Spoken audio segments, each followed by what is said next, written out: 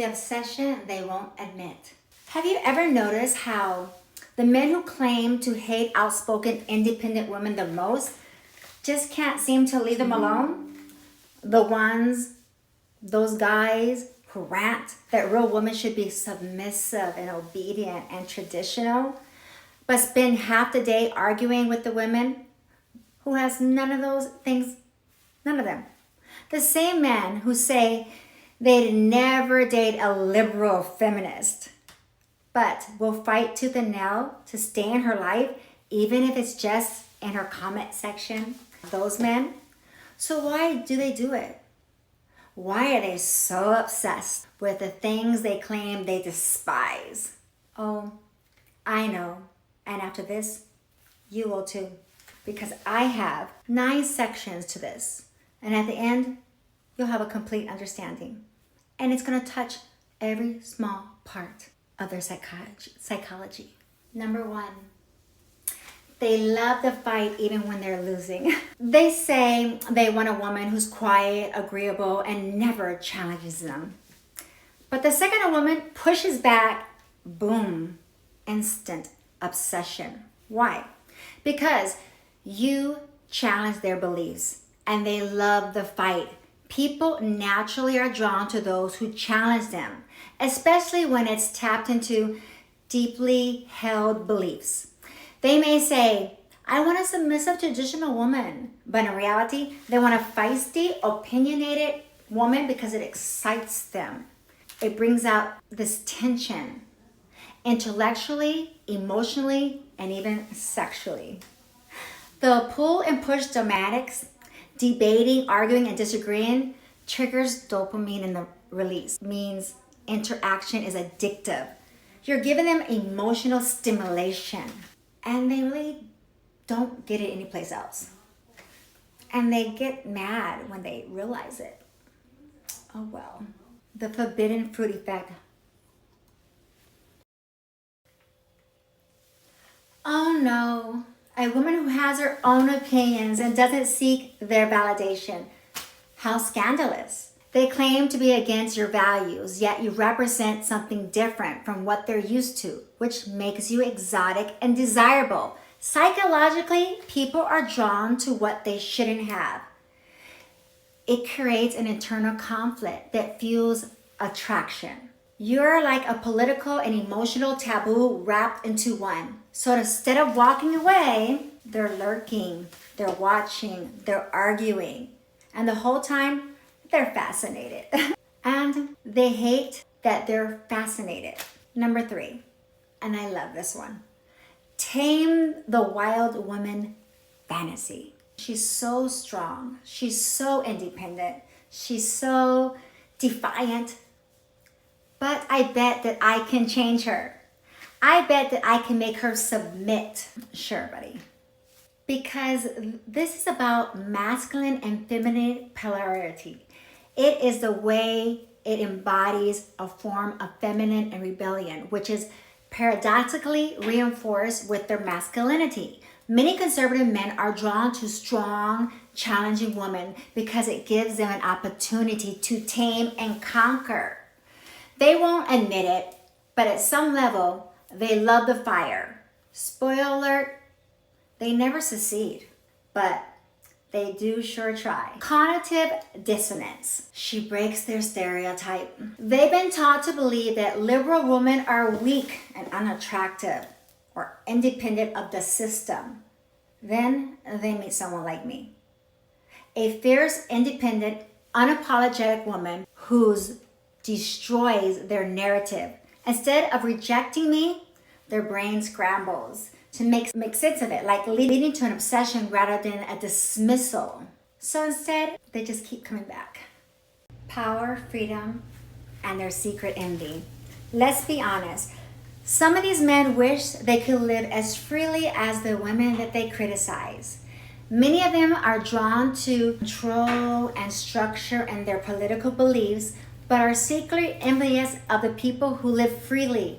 I embody a kind of fearless autonomy that both frustrates and excites them.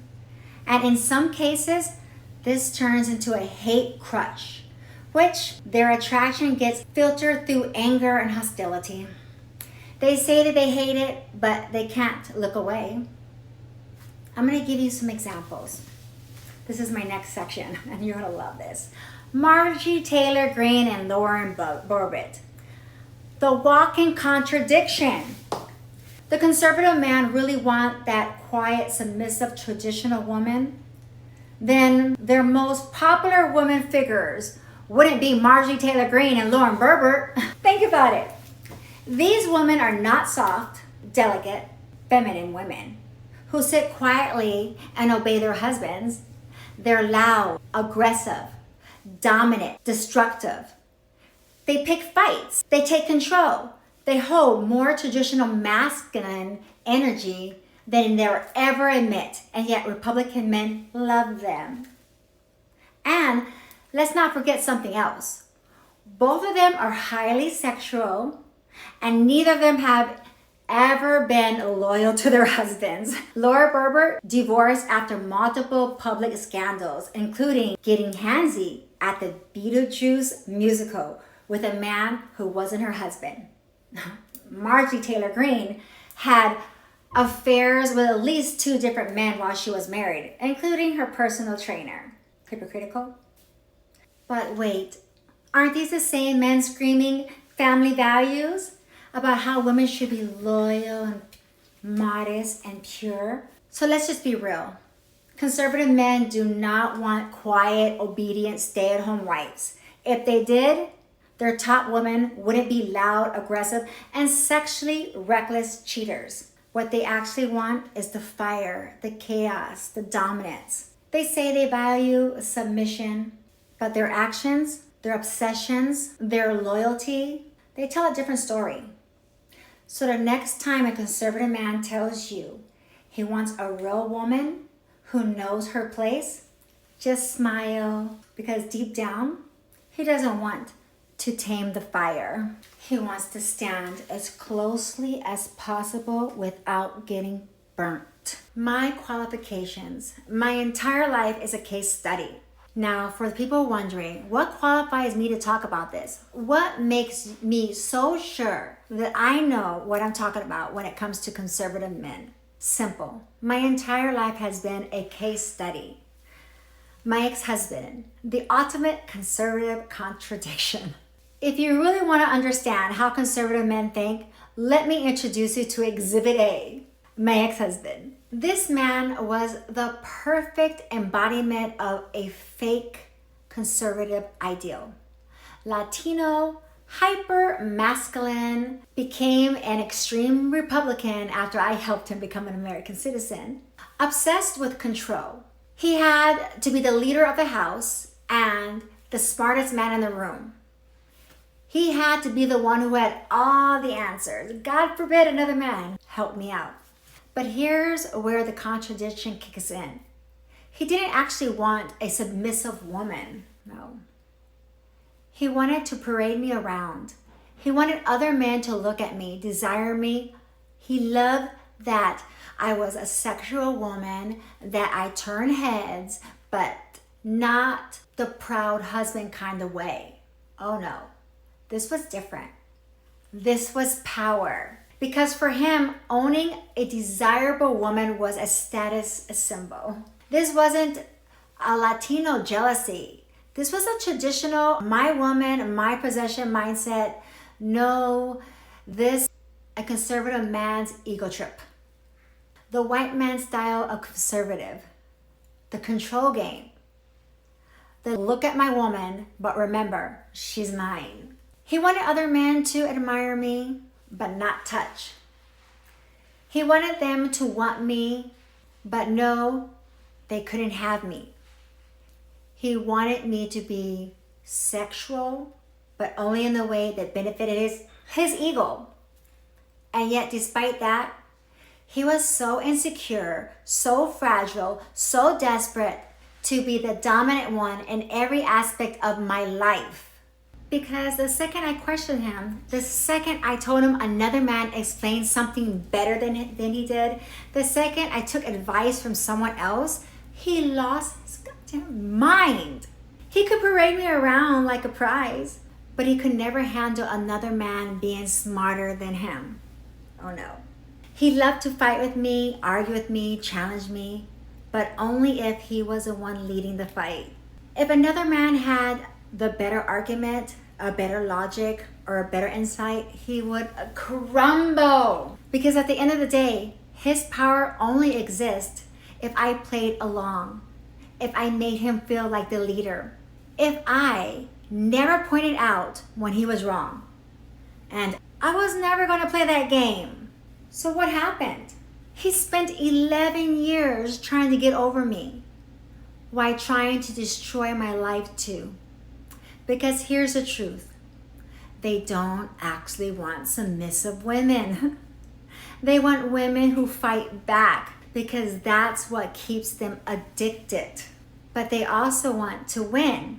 And when they can't win, they spiral. And that's exactly why conservative men can't quit women like me. So let's move forward to today. I'm almost 52 years old, and my inbox still full of Republican men. Some of them outright tell me they want to marry me. Some of them swear up and down that they respect my beliefs, but I see right through them. They don't respect them. They want to figure out how to change them. They see me as a puzzle to be solved, as a challenge to be conquered. And here's the irony. If they ever could control me, they lose their attraction immediately. The second they stop fighting, the fire will be burnt out. They don't actually want submission. They want the thrill of chasing something that they can't have. And let's talk about something else. What kind of woman do conservative men chase? They claim they want traditional beauty, innocent, delicate, soft, and yet the woman who makes them lose their mind, women like me, dark hair, dark eyes, fiery, independent, completely out of control. Let's be honest. The most attractive women in the world are rarely the ones they claim to idolize. It's not that pure, soft, delicate little angel they say they want. It's the ones that challenge them, the ones that make them fight, the ones that make them work. Because what conservative men want most is the one thing they can never have. And this is the ultimate last example for you, because I want to break this one down really well. Give me a moment to put myself in the right place. Melania Trump. Let's have this ultimate last example. Melania Trump, the silent dominatrix. And if you need more examples to prove that Republican men don't actually want submissive, obedient, traditional women, let's talk about Melania Trump. She's not sweet or docile. She's not a stay-at-home wife they claim to idolize. She's not home cooking and baking and running Bible studies or playing that devoted, ever-smiling first lady. No, honey, Melania Trump is in control. This woman who refused to hold Donald Trump's hands many times in public. She dictated her own prenuptial, renegotiating it several times before he became president again. She's barely ever at the White House. That's Elon Musk's role right now. She made sure her son was financially secure before anything else. Make it clear, she moves at her own terms, barely campaigned for the man, and still got everything she wanted. She's aloft, dominant, sexually powerful, and plays hard to get. All the things Republican men pretend they don't want in a woman, and yet they worship her. They don't actually want a submissive traditional wife. If they did, Trump wouldn't have chosen Melania. What they really want is a forbidden fruit. The woman who doesn't need them. The woman they cannot control. The woman who plays them instead. You see, Margie and Lauren, they're loud, they're aggressive, they fight for attention. But women like me, oh, we don't even have to try. We exist, and they come crawling. They don't actually want submissive traditional wives. If they did, Trump wouldn't have chosen Melania. What they really want is that forbidden fruit again. the woman who doesn't need them, the woman they can't control. Final thought, the ultimate forbidden fruit. You see, I am a contradiction to their belief system.